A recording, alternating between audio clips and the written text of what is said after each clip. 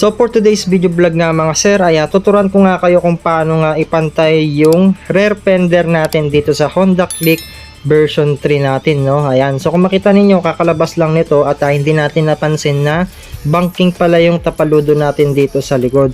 So ipapakita natin yung mga tornilyong kakalagin natin para mapantay natin yung tapaludo sa may gulong na. Dito nga mga sir, kuha lang po kayo ng screwdriver tapos tanggalin nyo po yung mga tornilyo dito sa ilalim. So para maayos natin mamaya yung alignment ng tapaludo natin dito sa likod. So ayan, tignan lang ninyo dito, 3 piraso yata yung tatanggalin nating tornilyo dyan. So double check nyo na lang po para hindi po mawala yung mga tornilyo natin.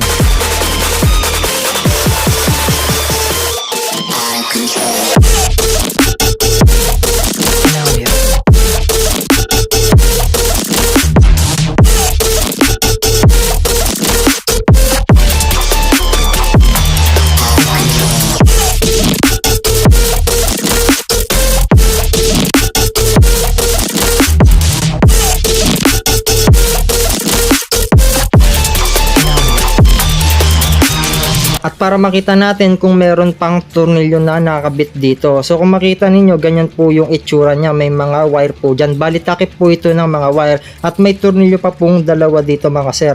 So dito sa taas mga sir, meron din pong size 10 na nut dito. So gagamit po tayo ng size 10 na socket natin. Tapos tatanggalin po natin yung tatlong yan. At kapag ka napaluwag na nga po natin yung mga bolts dito mga sir, ay dito nga po magagalaw nyo na nga po yung rear fender natin or yung tapaludo natin sa likod. So dito, isentro na natin yung tapaludo natin sa gulong natin sa likod para hindi po pangit tignan at nakasentro po siya. Ayan, so kapag ka nakuha nyo na nga po yung tamang pwesto, pwede nyo na pong higpitan yung mga tornilyo dito mga sir, no? So dahan-dahan lang, siguro pa isa-isa hanggang sa sumentro po siya, no?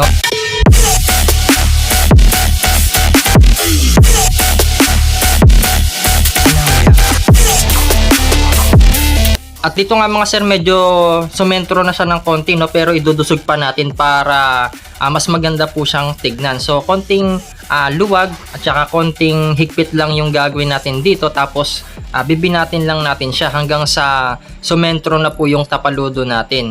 At kapag ka nasentro nyo na nga po yung tapaludo natin dito mga sir, ay hihigpitan na nga po natin lahat ng mga tornilyong pinagluluwagan natin kanina.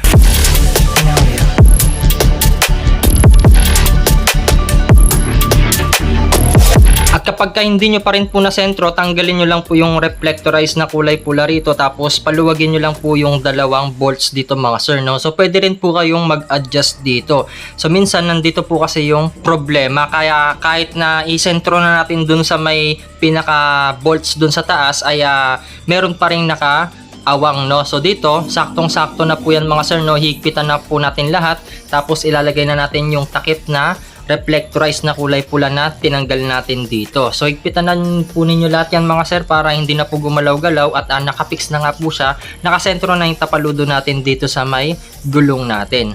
At dito nga mga sir, trial and error po yung ginawa natin, no?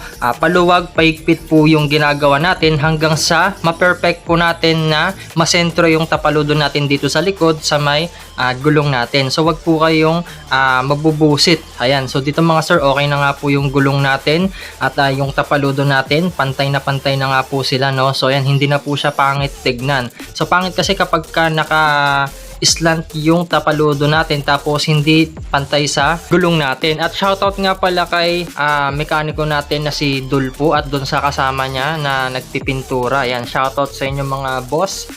At sana nga po may natutunan kayo sa video natin, yung mga tutorial. At huwag nyo sana kakalimutan na mag-subscribe sa channel natin mga sir, para pag nag-upload po tayo ay lagi kayong ma-notify at lagi kayong updated. And thanks for watching. And I'll go, you're not